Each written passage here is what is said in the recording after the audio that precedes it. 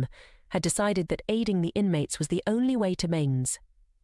Charles, soaked to the bone and shivering, navigated through the storm, using his memory of the surrounding area, which he had studied from old, discarded maps in the library.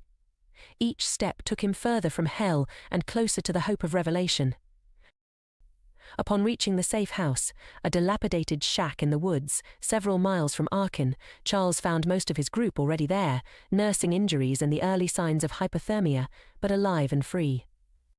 They waited in silence for the last of their number to arrive, each minute stretching into an eternity. When they were finally reunited, Charles laid out the comics on the rickety table, their pages damp but still legible. "These tell everything. We get these to the right people, and Readin's horrors will be exposed." The next steps were fraught with risks. They contacted the local media, leveraging connections one of the inmates had on the outside. A clandestine meeting was arranged, and the comics were handed over to a journalist who specialized in uncovering corruption and abuse. As the story broke, the impact was immediate and explosive. The public was outraged, the media fervent in their coverage, and authorities were forced to act.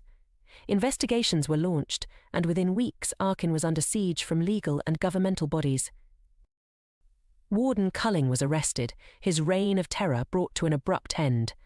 The governor faced impeachment, and sweeping reforms were introduced in the penal system. For Charles and his companions, it was a bitter victory. They had suffered unimaginably, yet their actions had ignited change. In the aftermath, Charles dedicated his life to advocating for prison reform and human rights. He spoke at conferences, participated in panels, and worked with non-profit organizations to ensure that the darkness of Readin would never be repeated in any corner of the world.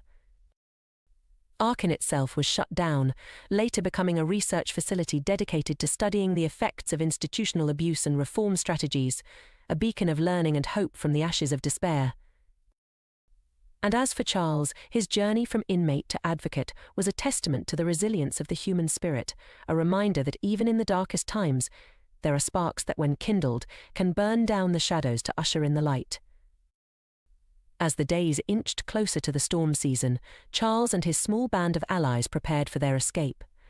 They knew that such a plan could only be attempted during a significant event when the guards' attention would be divided. The impending storm promised to be just that.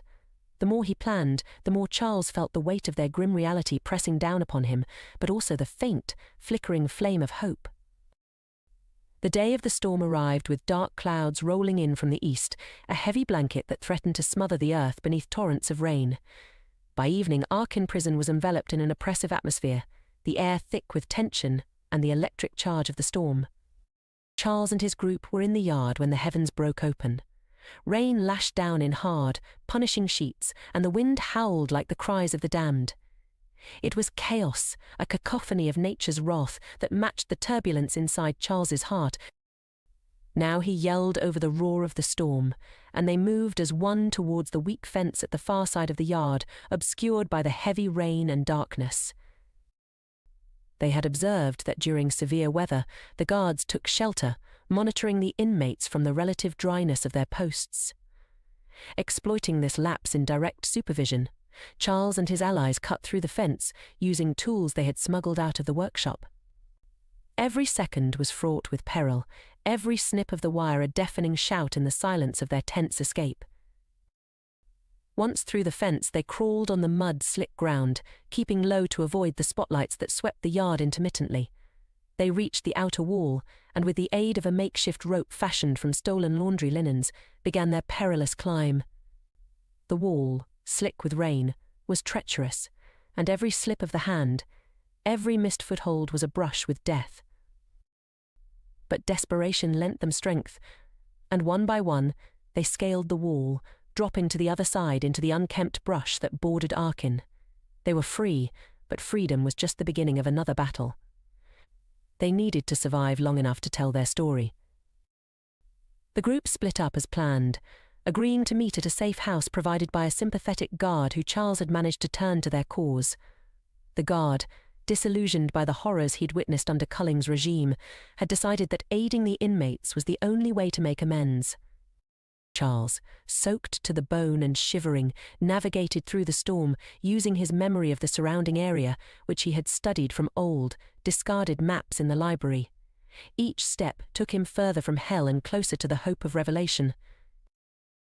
Upon reaching the safe house, a dilapidated shack in the woods several miles from Readin, Charles found most of his group already there, nursing injuries and the early signs of hypothermia, but alive and free. They waited in silence for the last of their number to arrive, each minute stretching into an eternity. When they were finally reunited, Charles laid out the comics on the rickety table, their pages damp but still legible. "These tell everything. We get these to the right people, and Readin's horrors will be exposed."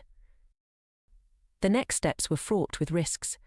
They contacted the local media, leveraging connections one of the inmates had on the outside.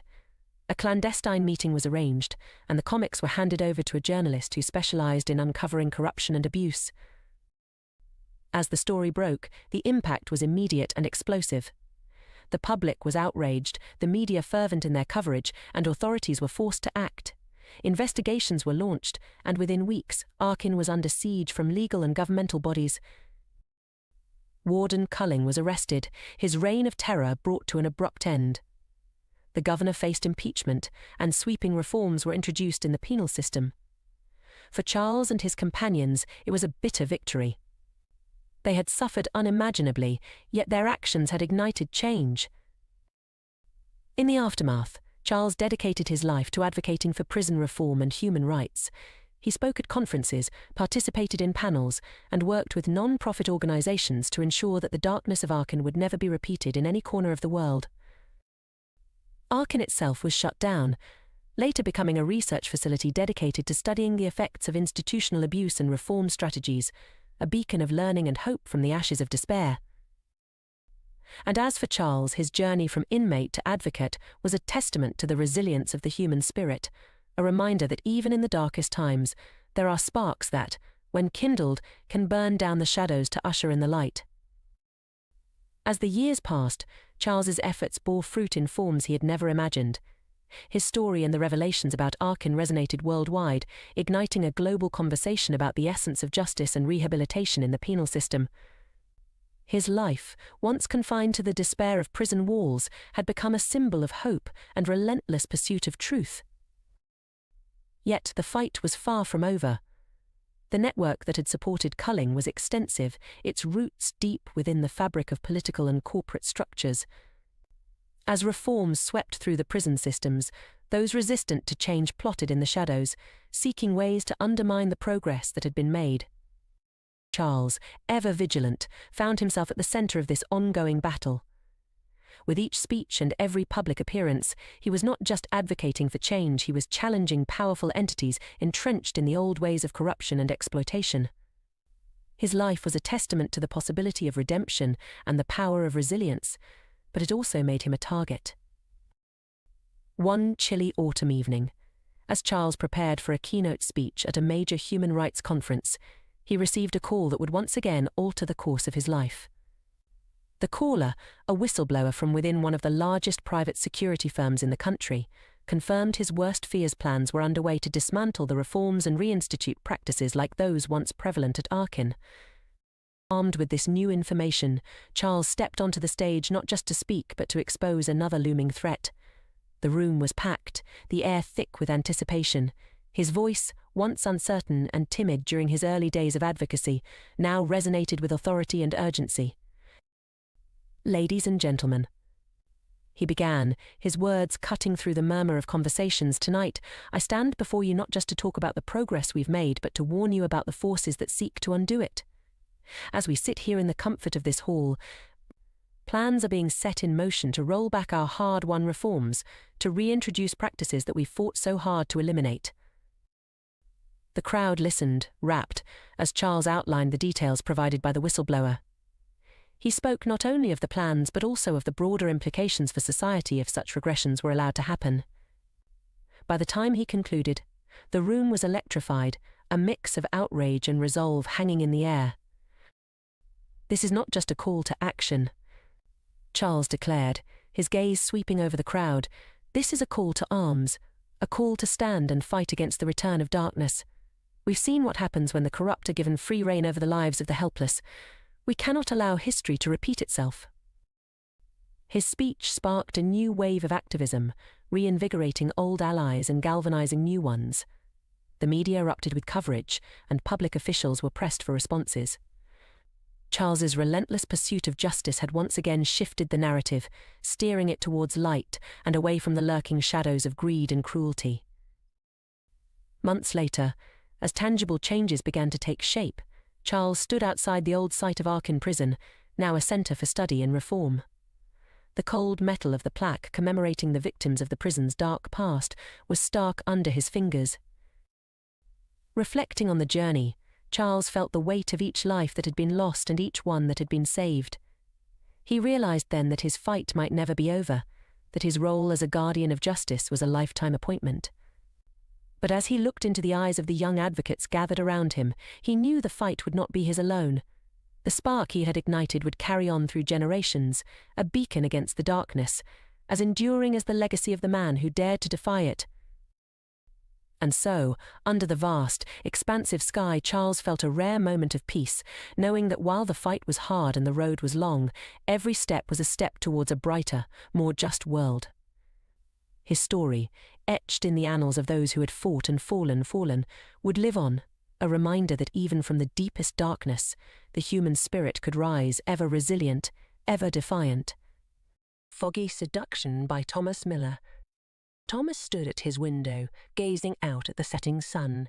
Its reddish-orange hue was muted by the fog that crept like a blanket around the small cottage, muffling the sounds of nature, the chirping of the birds, the rustling of leaves, into a distant whisper. The chill of the coming night was already in the air, and Thomas shivered, pulling his thin coat tighter around his body. As he looked out into the gathering darkness, he couldn't help but remember his beloved bride, taken from him so suddenly by the yellow fever that had swept through the countryside. He could still feel the softness of her skin beneath his hands, the warmth of her embrace, the sweet sound of her laughter. He closed his eyes and let a single tear roll down his cheek. It had been just weeks since she had been taken from him, and he had yet to adjust to his newfound loneliness. He had thought that the long walks he had taken through the fields and forests near his home would help to ease his pain. But in truth, all it had done was fill him with a deep sense of despair. He had been so looking forward to the life he had planned with his love, and now that dream was gone, leaving him with nothing but emptiness. Thomas wiped his eyes and looked away from the window, his gaze falling upon the small box which held the only traces of his beloved that he had left. He had since moved on with his life, but a part of him was still stuck in the past, mournfully wishing for what could have been. Although he had been left with nothing but grief and sorrow, Thomas had found a way to carry on. He had made it his mission to care for others in need, using the skills he had learned working as a farmer. He rose early in the morning, tended to his chores, and then set off for the nearby towns where he would help those who had suffered from the fever. He may not have had much to offer, but his strong back and kind heart were enough to bring a small measure of comfort to the afflicted. Echoes of a Lost Chord by Thomas Miller. In the flourishing year of 1904, America was a nation on the brink of greatness, its ambitions charged with the electric promise of progress. Thomas, a humble man with a gentle soul, and Harriet, his vivacious wife, were the epitome of a love story penned by the hands of fate. They lived their lives in harmony, often finishing each other's sentences, their laughter blending seamlessly with the lively ragtime tunes filling their small town's air. However, as the winds of change brought whispers of prohibition, a looming era of sin and secrecy, so too did they usher in shadows that would eventually cloud their blissful union. The couple, once inseparable, found their bond tested as the 1920s roared into life. The world around them buzzed with new ideas and bold movements, but not all change was for the better. By the early 1930s, their marriage had become a facade, masking the painful truth of Harriet's affair with Herman, the neighbour next door. The gossip that once simmered in hushed tones now roared in the streets, and Thomas, caught in a tormenting love triangle, was pushed to the brink.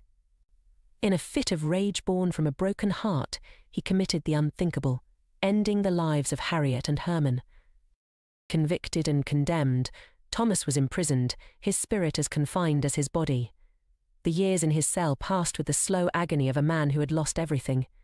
He was a shadow, a whisper among the other inmates, known yet unknowable.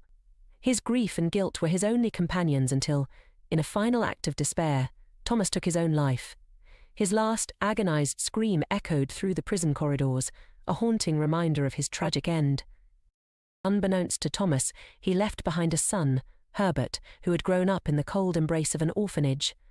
When Herbert learned of his father's death, he wished for nothing more than to have known the man behind the name. As a mortician, Herbert took it upon himself to prepare his father's body, a solemn task that brought him no closure, only more questions. The funeral was a silent affair, attended only by Herbert and the lifeless form of the man he could never call father. As he mourned alone, a mysterious woman entered the funeral home. Her presence was as startling as it was intriguing: bright red hair, captivating eyes, and a sorrowful beauty. She introduced herself as Jez, Herbert's mother, and revealed her own hidden past with Thomas. All night, Herbert and Jez talked, unravelling the tangled threads of their family's history. Jez apologised for her absence, explaining the complexities and fears that kept her away. As dawn broke, Herbert realised that while he could never reclaim the years lost with his father, he could build something new with his mother. In the quiet aftermath of revelation, as he sat in his office surrounded by the tools of his trade, Herbert understood that love, though often born of pain, has the power to heal and transform. His life, once shadowed by his father's sins, now held the possibility of forgiveness and new beginnings. In the echo of a lost chord, Herbert found not just answers but also the chance to change the melody of his own life. Gloria Culling, the Hospice Nurse, from Hell by Thomas Miller. Gloria Culling was busy attending to her patients at the hospice, ensuring they were all comfortable and cared for. She had a certain knack for connecting with the sick and elderly, much to the surprise of many around her. Her attentive touch soothed their fragile bodies as she went about her duties, checking vitals and administering medication. Despite being young herself, she possessed an aura of calm that seemed to radiate from within, almost as if she had an unwavering sense of purpose in this place of imminent endings. One particularly ailing man caught her eye today. He appeared to be in his mid-50s, his face lined with age and pain. He lay motionless in his bed, barely stirring as if already resigned to his fate. Something about him called out to her darker side. As she approached, she couldn't help but feel a strange draw towards him. With a gentle but firm grip on his wrist, she checked his pulse and frowned at the faint beat beneath her fingertips. He had a terminal heart condition, his time on this earth rapidly running out. "Well now," she whispered to herself, the corners of her lips curling into a sinister smile. "It seems we have ourselves a candidate for the final ride." She watched him closely, observing his shallow breaths and the way his chest rose and fell beneath the thin hospital gown. His eyes flickered open for a brief moment and met hers, filled with fear and uncertainty. It wasn't the first time she'd encountered such looks from her patients. They all knew what was coming, but none could truly prepare for it. It was her job to make sure they were comfortable until the inevitable moment arrived. Gloria Culling's laugh was cold and harsh, echoing through the otherwise quiet room. She pulled a syringe from her pocket, its contents unknown to anyone but herself. Diluting the dosage just enough to make it lethal, she injected it into the large vein protruding from his forearm. The man gasped at the unexpected prick of pain before going limp once more. With a satisfied smirk, Gloria leaned over him, her hot breath tickling his ear as she spoke softly, "Rest now, my dear. Your end is near." She watched as his chest rose and fell slower, shallower, until finally it ceased altogether. His eyes, once filled with fear, now glazed over and stared blankly at the ceiling. The nurse's heart skipped a beat in excitement. It was almost intoxicating, the power she felt in those moments. Moving swiftly yet silently, she grabbed a pillow from the nearby chair and placed it firmly over his face, muffling any potential noise as she pressed down on it. The man struggled weakly, his final gasps for air muffled under. Soon enough, his movements ceased entirely. Gloria pulled the pillow away and observed his lifeless form, feeling no remorse or guilt. Another job well done. She wiped the sweat from her brow and straightened her uniform before leaving the room to dispose of the body, already plotting her next move. The pure silence of the sea. Poems of Loneliness from a Lighthouse Keeper by Thomas Miller. Guiding light of loneliness. In the dim lantern's glow upon the cape, Nantucket's beacon, Thomas held his stead. The waves a chorus for the lost to shape. A passage home while he in silence bled. His heart, a lighthouse for the souls astray. A vigil kept for ships beneath the night. Yet none could light the dark of his own fray. No star to pierce his ever-deepening plight. For Morgana, love's sweet breath and briny deep, set sail to bind their hearts in wedded bliss. Fate's cruel storm her promise failed to keep. Yellow fever's kiss, a venomous abyss. In arms that trembled 'neath the burden's weight. On sands where vows were meant to intertwine. Her life a flicker quenched by cruel fate. Left Thomas clasping shadows, love's resign. The journals kept a scribe of heart's despair, each entry etched with loneliness profound. His quill, the only soul that seemed to care. In ink, his silent sorrows were unbound. Then came the day, no strength to face the dawn. He climbed the spiraled stairs to skies above. A leap towards the sea, his spirit drawn. In death, perhaps to reunite with love. Years passed. The lighthouse stood, a solemn guard. His bones recovered, tales of haunts would rise. For Thomas walks the beams, his heart still scarred. A ghostly keeper 'neath the starlit skies. So hear the echo of the lighthouse bell, where lonely hearts like Thomas find their end. The guiding light of loneliness knows well. The cost of love that time cannot amend. The journal of happiness. Upon the cliff where sea and sorrow meet, the gathered few with sombre faces gleaned. From Thomas' place of rest, a tale so sweet, within the pages of his journal, screened. 'Twas writ in times when love was yet a flame, that danced within the hearth of hopeful dreams. He spoke of Morgana, his heart's acclaim, in verses flowing like the gentle streams. A sonnet for my sunrise. Her laughter, the lark at morning's first light. Her eyes, the deep pools where my reflections lay. Each day without her, an endless night. Each moment with her, the birth of day. How sweetly we spoke of a life entwined, of children laughing in fields anew.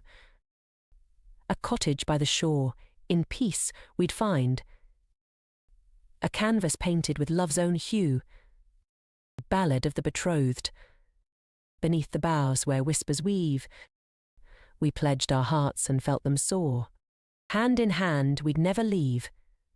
Two souls alight, forevermore.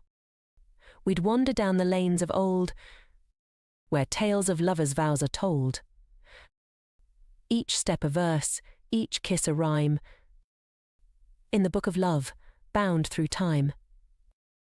As pages turned, the mourners saw a life imagined, bright and clear, a contrast stark twixt joy and flaw, between his hopes and present drear. For though his body hung in air, his spirit wrote of days more fair. And in that journal Thomas showed not just his loss, but love bestowed. The townsfolk read, their eyes alight, with visions of what could have been. His words a beacon through the night, a guiding light from deep within. Thus, Thomas' heart, through pen declared, a happiness that grief had spared. Though life did rest his dreams away, his hopeful ink made night less grey. The echoes of joy. In Thomas' words, the town found solace sweet, but a chronicle of joy amidst the gales. Each entry a refrain they would repeat. A song of summer sun when light prevails. Ode to tomorrow. With Morgana by my side, no storm could dim our shared tomorrow's promise, bright and bold. Her voice, a melody, a sacred hymn that warmed my soul against the night's cold. We'd build a life on laughter's golden shore, where love would bloom in gardens we'd create. Each morning's kiss, a vow to evermore. A pledge of hearts no tempest could abate. Verse for the veil.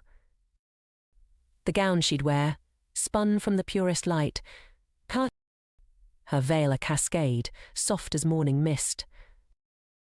I'd stand in awe, a groom in love's own right, await the moment our lips first kissed. The chapel bells would chime, a joyful sound, our friends and kin to witness this our start.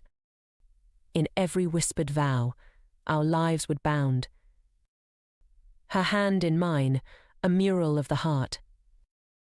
The villagers, their eyes not dry, imagined him, a lover true, who saw not just the earth and sky, but a world in hues of vibrant hue, lament of the waves.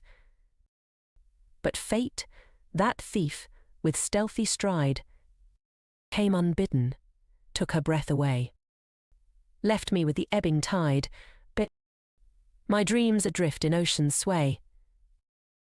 Yet in these pages, love remains, care and not just a ghost, but flesh and bone.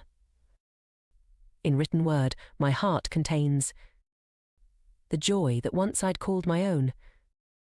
Through tear-streaked cheeks, they felt the weight of happiness that once was penned. In grief and joy both resonate. The life that was, and its untimely end. Thus Thomas' journal, thread of gold, woven through with joys untold, becomes a testament, heart's enclave, a keeper's light, both bright and brave. The anticipation of union. As the day drew near, the pages filled with hopes and dreams about to be fulfilled. Thomas wrote with a fervour, love's own scribe, counting moments till she'd be by his side. Sonnet of the sea's return. From distant shores, my heart's delight has come. Her sails aflutter, like her gentle heart. Though fever shakes her frame and lips are numb, will mend the seams that sought to tear apart. She asked to rest, and I, in love's soft sway, prepared a bed where sea and sky might meet. Her weary head upon my chest would lay.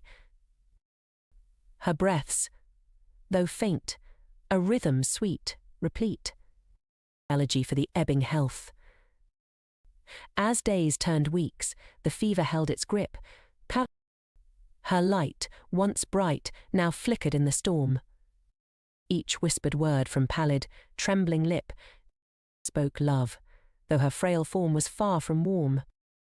Yet still, I wrote of flowers, vows, and lace, of joyous dances under moonlit glade. In every line I sought her pain to face, with tender care, no shadow left to shade. Ballad of the betrothed's vigil. By candlelight, I watch her sleeping face, can count each rise and fall of her chest like prayer. Though illness mars our path, it can't erase the bond we share, a covenant rare. With rings of gold, we'll bind our souls as one. Not even death can rend what love has spun. So I pen this promise, old yet new, to love her life, in health or shades of blue. The journal bore the heart of one so true, a testament of love in trying hues. Thomas wrote, his faith unwavering, but in sickness, health, his heart still anchoring. Each entry a prelude to the time when they would wed, despite the odds unkind. A keeper's light, in love, remained steadfast, guiding her home, his first love and his last. The final verses of Thomas. On the day of vows, a tragedy penned. His Morgana passed as they stood to wed. In Thomas' journal, his last poems blend the deepest love with the grief widespread, dirge of the doomed nuptials. Beneath the arch of blooming boughs, we stood, her veil a ghostly pallor, like the foam. Her fragile hands in mine, I understood. This aisle we walked would lead us to no home. As vows were breathed, her strength began to wane. She faltered, fell, into my arms, a sigh. Her eyes, once stars, dimmed with the pain, and in that sacred moment watched life fly. Around us, joy turned to despair. The church, a silent witness to our doom. Her final breath, a whispered prayer, left me a groom to only gloom. Elegy of the empty lighthouse. Now back to the beacon, alone I tread. The light that guided, now a beacon dead. Each step within this spiral grave echoes the love I could not save. I pen these lines, a soul bereft, from within the walls where we once dreamt. The light grows dim, my resolve too. In the dark, my heart bids adieu, requiem of the forsaken keeper. The waves crash below, the gulls they cry, a mournful tune beneath the grey-swept sky. My love is gone, the sea her shroud. In the lighthouse high, I'm left unbowed. So here I write, with quill and tear, the final chapter, drawn by fear. For without her light, without her grace, what purpose have I in this forsaken place? With rope in hand, a noose I weave, a leap towards the sea, my leave to cleave. May this lighthouse be my pyre, and carry my soul to where love's fire. In these last lines his heartache penned, Thomas joined his bride, his life to end. The journal closed, a tale complete, of love so fierce, yet bittersweet. His spirit haunts the lighthouse still, a guiding light of loneliness against the chill. The echoes of his love-lorn pleas blend with the surf and salty breeze. Restless Nights of Leopold Crane by Thomas Miller. Leopold Crane lay in his bed, staring up at the ceiling as his body was racked with pain. It had been a long day, filled with treatments and doctor's visits, but it was finally over. He closed his eyes and prayed for sleep to come, for even a few hours of respite from the agony that consumed his body. But sleep never came. Instead, he was left to lie there alone with his thoughts, and those thoughts were bleak and filled with despair. Leopold was a terminal man. He had been diagnosed with a rare and deadly form of cancer, and the doctors had given him only a few months to live. Ever since that diagnosis, his world had been turned upside down. He had lost his job, his friends, and even his home. The only thing that remained was his beloved dog, Smitty, who was now his constant companion. But even Smitty couldn't ease the pain that Leopold felt every day. He begged for death every night, but it never came. He wasn't suicidal, but he knew that this world was not meant for him anymore. He had stopped caring about everything and just waited for the end to come. As he lay there, he thought about the life he used to have. He had been a successful businessman with a loving wife and 2 children. But all of that was gone now, and Leopold couldn't help but wonder why he was still here. He had nothing left to live for, and yet death continued to elude him. He reached over to the nightstand and picked up a notebook and a pen. Writing had become his only escape, his only way to make sense of the world around him. He began to write, pouring out his emotions onto the pages in front of him. As he wrote, he thought about his cat, Mr. Bojangles. He had been with Leopold for over 10 years, and they had been inseparable. But a few weeks ago, Mr. Bojangles had passed away, peacefully in Leopold's arms. It was one of the few moments in recent times when Leopold had felt some semblance of peace, but that peace was short-lived, and now Leopold was left with only memories and a deep sense of loss. He closed his eyes and pictured the night that Mr. Bojangles had died. The rain had been pouring down, and Leopold had been sitting on his front porch, holding his beloved cat in his arms. They had watched the rain together, and Leopold had whispered words of love and comfort to his dying friend. Leopold's thoughts were interrupted by a knock on the door. He sighed and made his way to the front of the small apartment. He opened the door to find his neighbor, Mrs. Jenkins, standing on the other side. "Leopold, dear, are you all right?" she asked, concern etched on her face. "I'm fine, Mrs. Jenkins. Just couldn't sleep." Leopold replied with a forced smile. "You should try to get some rest. You know how important it is to take care of yourself," Mrs. Jenkins scolded gently. She had taken it upon herself to be Leopold's unofficial caretaker, checking on him every day and making sure he was eating and taking his medicine. "I know, Mrs. Jenkins." "Thank you," Leopold replied, trying to hide the pain in his voice. Mrs. Jenkins gave him a sympathetic smile and patted his arm before leaving. Leopold closed the door and made his way back to his bedroom. He lay down on the bed and stared at the ceiling once again. The rain was still pouring down outside, and the sound of it was soothing in a way. He closed his eyes and drifted off into a restless sleep. He dreamed of his wife Anne and how she used to hold him close on nights like this. He could almost feel her arms around him, her voice whispering words of love and comfort in his ear. But when he woke up, she was gone, and he was left alone once again. He couldn't keep living in the past, holding on to memories that were slowly fading away. He had to find a way to live in the present, even if it meant facing the reality of his illness every day. He got up and made his way to the bathroom, splashing cold water on his face to help clear his thoughts. He looked in the mirror and saw a tired and broken man staring back at him. The lines on his face seemed deeper, and his eyes were sunken from lack of sleep. He wondered how much longer his body could hold on, how much longer he would have to endure this pain and suffering. But then he thought of Smitty, waiting for him in the other room, and he knew that he had to keep fighting.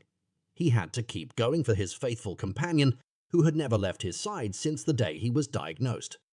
He made his way back to the bedroom and sat down at his desk. He opened his notebook and began writing again, pouring out his heart and soul onto the pages. He wrote about his fears and his hopes, his pain and his love. He wrote until his hand ached, and then he wrote some more. As he wrote, he felt a sense of peace wash over him. It was fleeting, but it was there. He looked down at the words he had written and felt a sense of accomplishment. He had poured his heart out onto those pages, and it was a cathartic experience. He closed his notebook and went to check on Smitty. His faithful dog was sleeping soundly in his bed, and Leopold smiled. He lay down next to him and closed his eyes, hoping that sleep would come this time. But as always, it eluded him. He was left to lie there alone with his thoughts once again, and those thoughts were dark and desperate. He thought about his future, about the uncertainty that lay ahead. Would he be able to make it through another day? Would he be able to survive the pain and suffering that seemed to never end? He thought about his wife and children and how much he missed them. He wished he could turn back time and make things right. But it was too late for that now. He thought about death and how it seemed to mock him every night. He begged for it to come and take him away from this world, but it never did. He thought about the world outside, the world that he used to be a part of. It seemed so foreign to him now, and he didn't know if he would ever be able to find his place in it again. As the night wore on, Leopold's thoughts became more and more desperate. He cried out for death, for an end to his suffering, but it never came.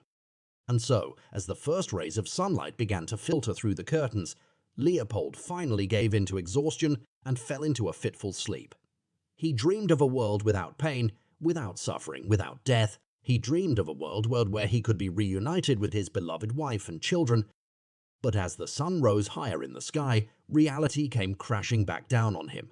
He opened his eyes and was greeted by the harsh light of day. He got up, feeling more exhausted than when he had gone to bed, and made his way to the kitchen. He made himself a cup of coffee and sat down at the table, staring out the window at the world outside. The phone rang, interrupting his thoughts. He picked it up and heard Mrs. Jenkins' voice on the other end. "Leopold, dear, I'm going to the grocery store. Do you need anything?" she asked kindly. "No, thank you, Mrs. Jenkins." "I'm fine," Leopold replied. "Well, if you change your mind, you know where to find me," Mrs. Jenkins said before hanging up. Leopold finished his coffee and made his way back to his bedroom. He sat down at his desk and opened his notebook once again. He read over the words he had written the night before, and a sense of peace washed over him once again. He knew that he couldn't keep living in the past, holding on to memories that would never come back.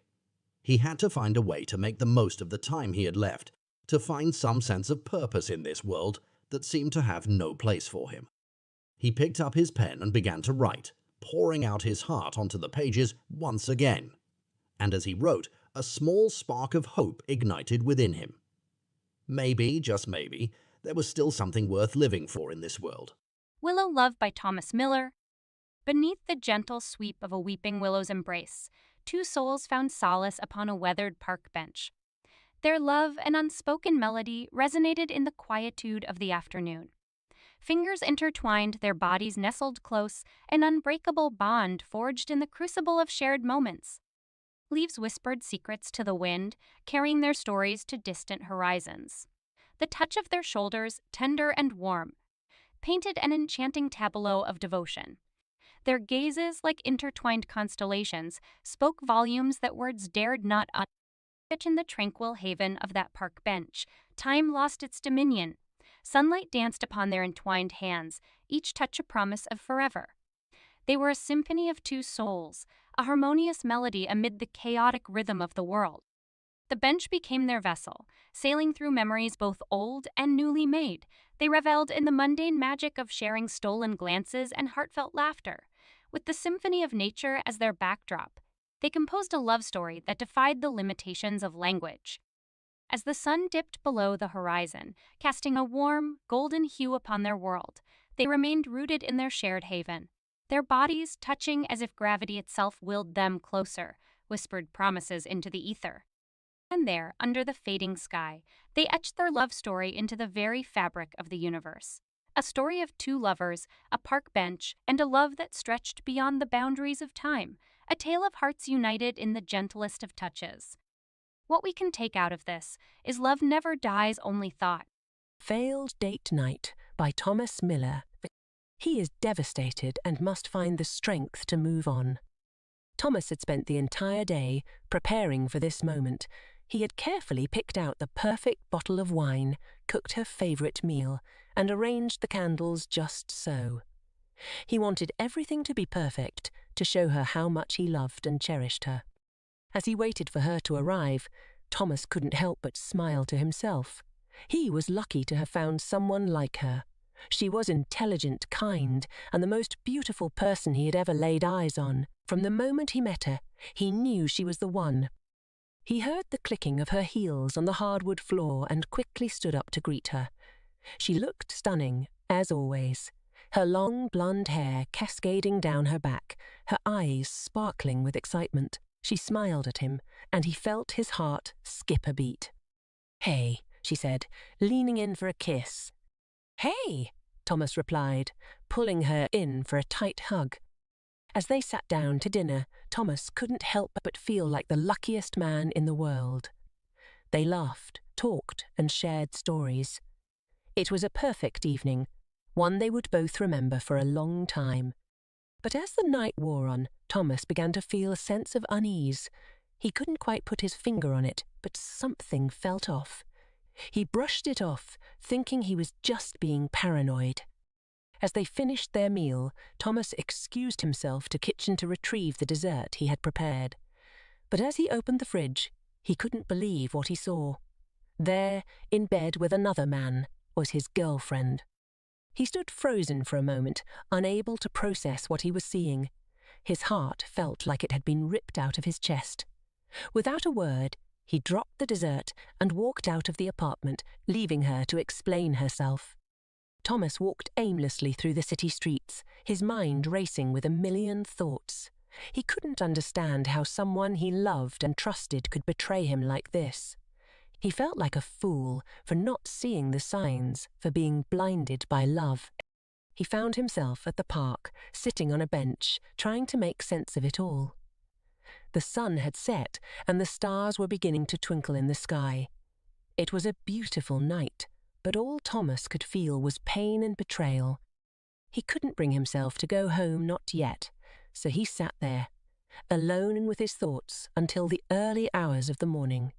As the first rays of sunlight peeked through the trees, Thomas knew he had to face reality and go home. But as he entered the apartment, he couldn't bring himself to look at her.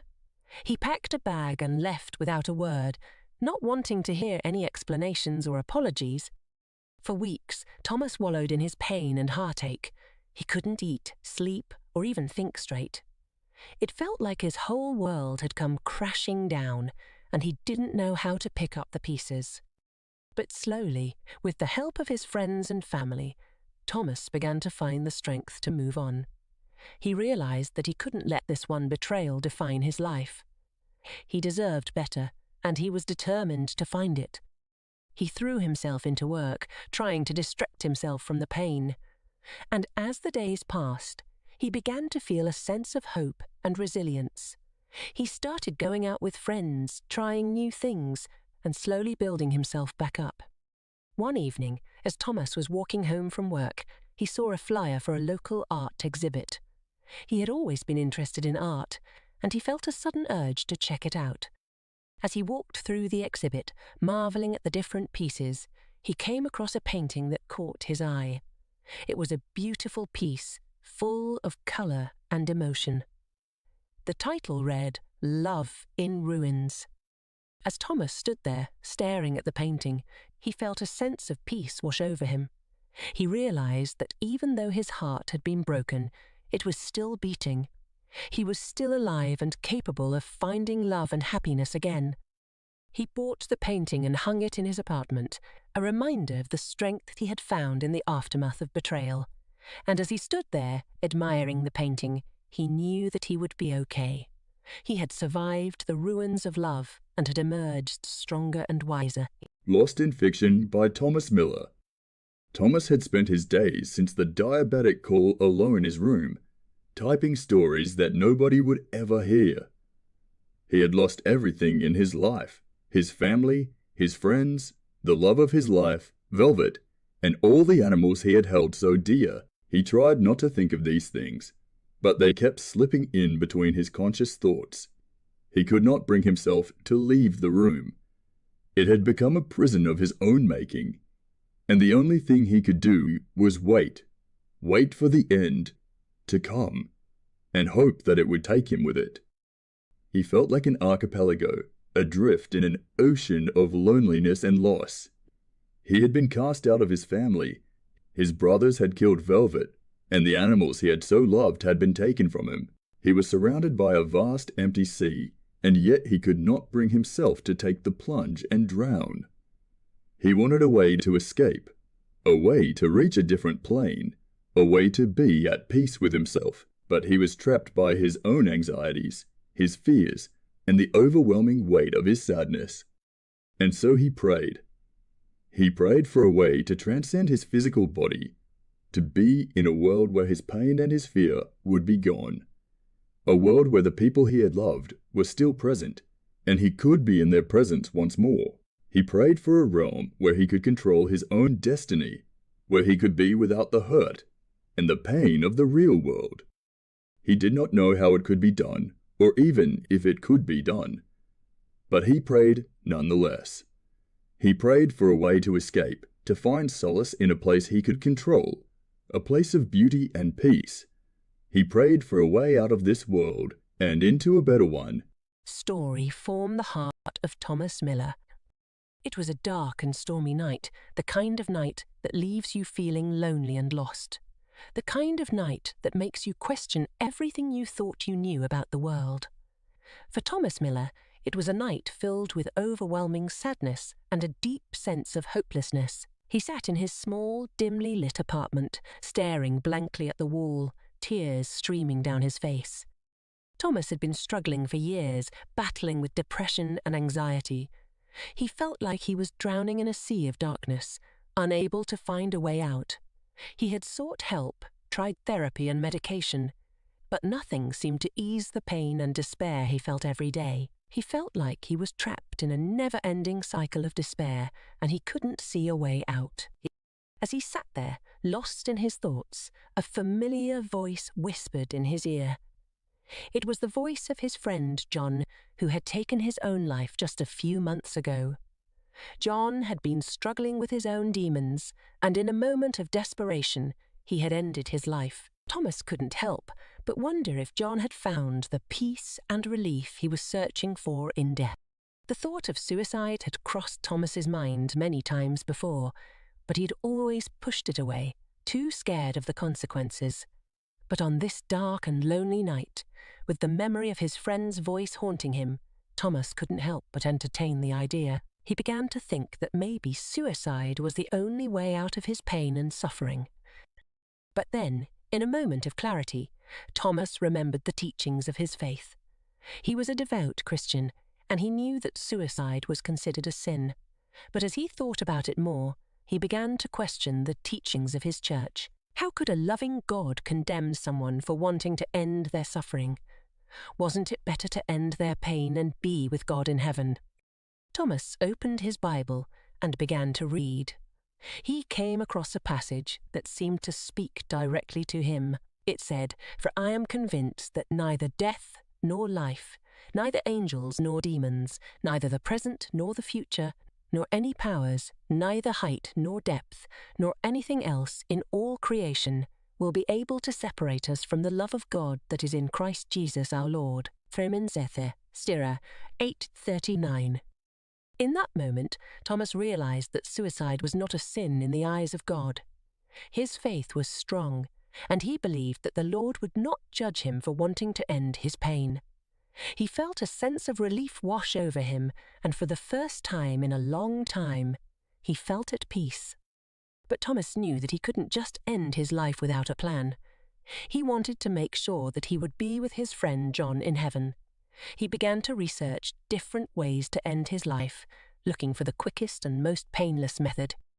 As he delved deeper into his research, he stumbled upon a website that spoke about the concept of assisted suicide. The website explained that in some countries, there were laws in place that allowed terminally ill individuals to end their lives with the help of a doctor or medical professional. The more Thomas read, the more he felt that this was the answer he had been searching for. He was terminally ill, and his pain and suffering would only increase as his illness progressed. He didn't want to die alone and in pain. He wanted to die with dignity and be reunited with his friend John in heaven. With newfound determination, Thomas began to make the necessary arrangements for assisted suicide.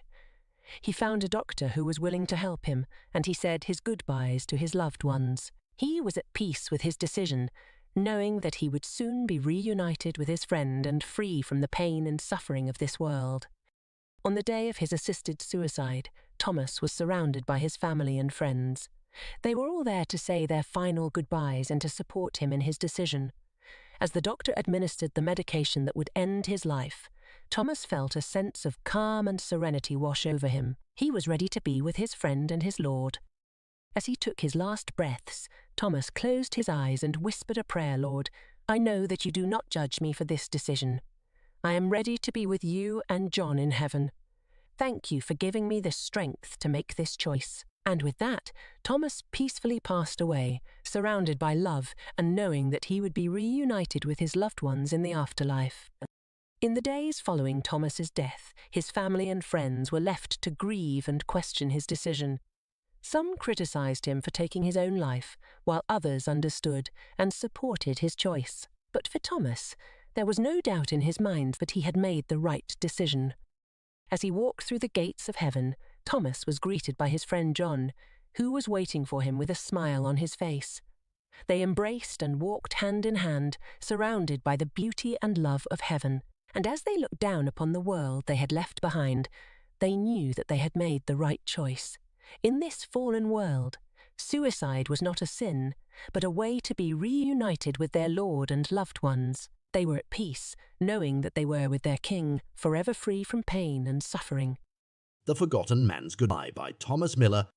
In a quiet town nestled between rolling hills and whispering forests, there lived a man named Thomas. Unremarkable, with greying hair and a face etched with the lines of time, he was an ordinary soul navigating the complexities of life. However, as the years passed, Thomas found himself becoming a forgotten figure in a world that often overlooked the quietest voices. Thomas had always been a kind and gentle man, but the ever-changing tide of life had a way of distancing him from those he held dear. His family, once a source of warmth and belonging, had slowly dispersed, entangled in the intricate dance of their own lives. His children, now grown and living in distant places, rarely found the time to call. His wife, once the love of his life, had succumbed to the silent passage of time, leaving Thomas alone in the shadows of their shared memories. Friends, those once reliable companions, had scattered like autumn leaves in the wind. They had built their own lives, formed new connections, and inadvertently left Thomas behind, a relic of times gone by. The neighborhood, once vibrant with familiarity, had transformed into a sea of unfamiliar faces and distant voices. Loneliness became a silent companion, a shadow that clung to him with every passing day. As the world outside Thomas's window began to weather its own storms, he realized the painful truth. The world had forgotten him, and in turn he had forgotten himself. The vibrancy of his youth had faded, replaced by the dull ache of solitude. The love that once filled his heart had turned into a distant memory, like a fading melody from a long-forgotten song. On a cold, misty night, the kind that wraps a town in a ghostly embrace, Thomas decided to take a walk. The street lamps flickered like distant stars in the fog, casting feeble light on the path ahead. Each step echoed in the empty streets, a testament to the hollowness that had settled within him. A tear unshed for years finally escaped the prison of his tired eyes, tracing a lonely path down his weathered cheek. Wandering through the silent town, Thomas passed the park where his children used to play, the swings now creaking in the wind like a mournful requiem. Memories flooded back, a tidal wave threatening to drown him in the sea of what once was. The world seemed to crumble around him, the weight of his forgotten existence crushing his spirit. He stopped by the old oak tree, a silent witness to the passage of time. Its branches, once filled with the laughter of children, now reached out like skeletal fingers, yearning for a past that had slipped away. Looking up at the tree, Thomas's heart felt heavy with the burden of his own insignificance. The wind whispered through the leaves, carrying with it the echoes of a world that had moved on without him. Continuing his journey, Thomas found himself at the edge of town. The flickering street lamp revealed a desolate path disappearing into the mist. A bitter realization settled within him. The world would continue to spin, oblivious to the solitary figure that once walked its streets. With a heavy heart, Thomas whispered his goodbye to the world that had never known the depth of his love. He spoke to the night, the silent stars above, and the town that had long forgotten him. A solitary tear glistened in his eye as he took one last step into the fog, disappearing into the darkness. The street lamp flickered for a moment as if acknowledging the departure of a soul that had been overlooked for too long. And as the mist swallowed Thomas whole, the world carried on, indifferent to the silent goodbye of a man who had loved deeply but had never been loved in return. As Thomas disappeared into the enveloping mist, the town carried on with its muted existence. The routine hum of everyday life continued, oblivious to the void left by the solitary man who had quietly slipped away. The world turned, its heartbeat indifferent to the departure of a soul whose presence had become a mere whisper in the collective memory. Days turned into nights, and the seasons cycled through their timeless dance. Yet in the corners of the town that once bore witness to Thomas's footsteps, there lingered a subtle ache and unspoken melancholy that seemed to seep into the very fabric of the place. The oak tree stood stoic, branches outstretched like a spectral guardian of memories, holding on to echoes of laughter and warmth that had long faded away. In the wake of Thomas's departure, those who had once known him only noticed the absence when the echoes of his existence no longer reverberated through the streets. His absence became a silent void, a gap that was felt but rarely acknowledged. The world, consumed by its relentless pace, continued its march forward, indifferent to the quiet tragedy of a man lost in the folds of time.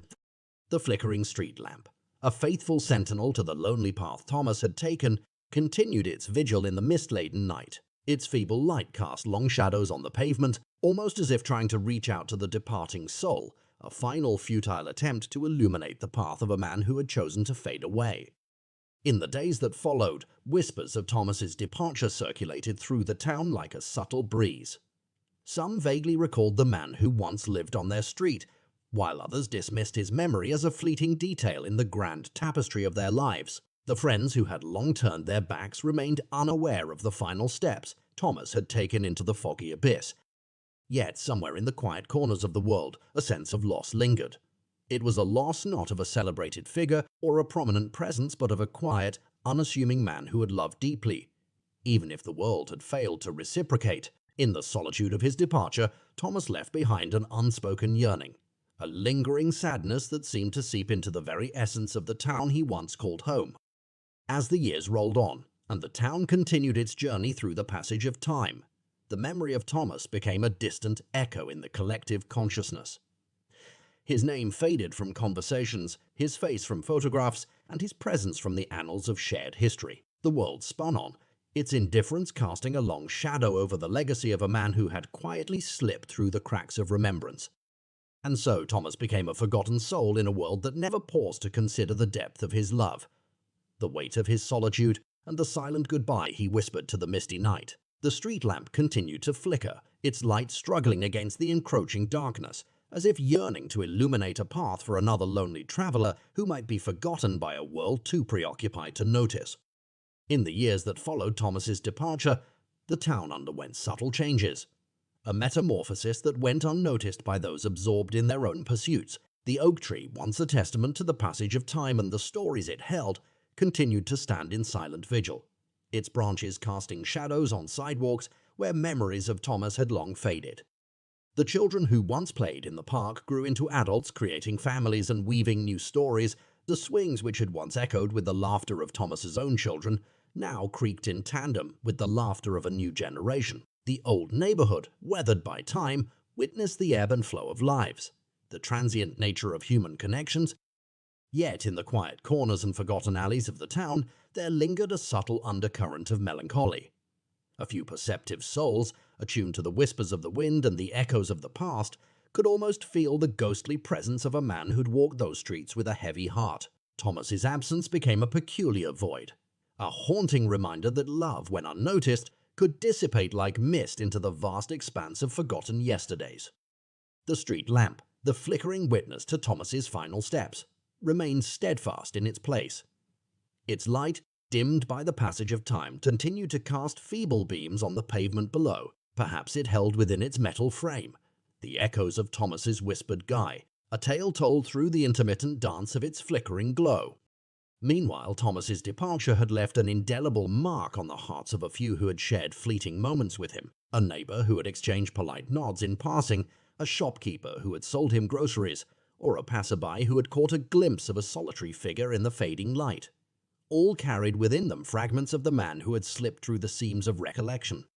Occasionally, on misty nights reminiscent of that fateful evening, some claimed to hear a soft murmur in the wind, as if Thomas's voice lingered in the air, reaching out from the realms of forgotten memories. A shared glance between two strangers might evoke a fleeting sense of recognition, an unspoken acknowledgement of a man who had once walked those very streets, carrying a heart heavy with the weight of a love unnoticed. As the world outside continued its relentless march, the town aged gracefully, and new chapters were etched into its history. The oak tree, having weathered storms and witnessed the passage of countless seasons, stood as a silent witness to the cyclical nature of life. The street lamp, though weathered and worn, still flickered in the night, a beacon for those navigating the twists and turns of their own solitary journeys. And so, the story of Thomas became an enigma woven into the fabric of the town's narrative, a tale of love overlooked, of solitude embraced, and of a man who had ventured into the mist, leaving behind only the echoes of his silent goodbye. In the quiet corners of the town, where the whispers of the past intertwined with the present, Thomas's memory lingered, a poignant reminder that even the most unassuming souls could leave an indelible mark on a world too preoccupied to notice. Hector Fugo lay in his bed, the sterile white sheets and the soft beeping of the heart monitor the only companions to his final moments. The room was dim, the heavy curtains drawn to block out the harsh midday sun, casting long shadows on the walls. He gazed at the ceiling, his breath shallow and laboured, each inhale a struggle against the pain that gnawed at his frail body. Hector had always been a solitary man, more comfortable with his thoughts and books than with people. But in his final days, as he lay bedridden, he had hoped for the comfort of familiar faces, the warmth of a hand in his, the sound of voices that cared. He had reached out to those he thought he could count on, old friends, distant family, even neighbours he had helped over the years, but one by one they had found reasons not to come. "Sorry, Hector. I've got work," his childhood friend John had said over the phone, his voice tinged with guilt. "You know how it is, right? I'll try to visit next week." "Hector, you know I would come, but the kids are sick, and I can't leave them," his sister had explained, her words hurried and distant. "Maybe when they get better, okay?" "I wish I could be there, Hector, but you know how things are with me and the wife right now," a neighbour had mumbled, avoiding eye contact when he ran into him at the market weeks before. "I'll make it up to you, I promise." Excuses, justifications, promises of future visits that would never come. Hector had listened to them all, nodding weakly, his heart sinking with each conversation. He understood their reasons, each one valid in its own way, but as he lay dying, the understanding offered little comfort. The days turned into weeks, and Hector's strength waned. The loneliness was a constant ache, deeper than the physical pain. He watched the door, hoping it would open, that someone would walk in and break the silence. But it remained closed, a barrier between him and the world he was slowly leaving behind. On his last day, the room seemed quieter than ever. The beeping of the monitor was slower now, each beep a reminder of the time slipping away. Hector's eyes were heavy, his vision blurry, but he kept them open, straining to see any sign of a visitor. The afternoon sun cast a golden glow through a small gap in the curtains, a sliver of light that danced on the floor. Hector's breath grew more ragged, each one a battle he was losing. He closed his eyes, a tear slipping down his cheek, a silent farewell to the world that had forgotten him. As he took his last breath, there were no whispered apologies, no heartfelt goodbyes. The room remained empty, the only witnesses to his passing the indifferent walls and the unfeeling machines. In the end, Hector Fugo died as he had lived alone, with only his thoughts for company. Outside, life went on. People continued with their work, their families.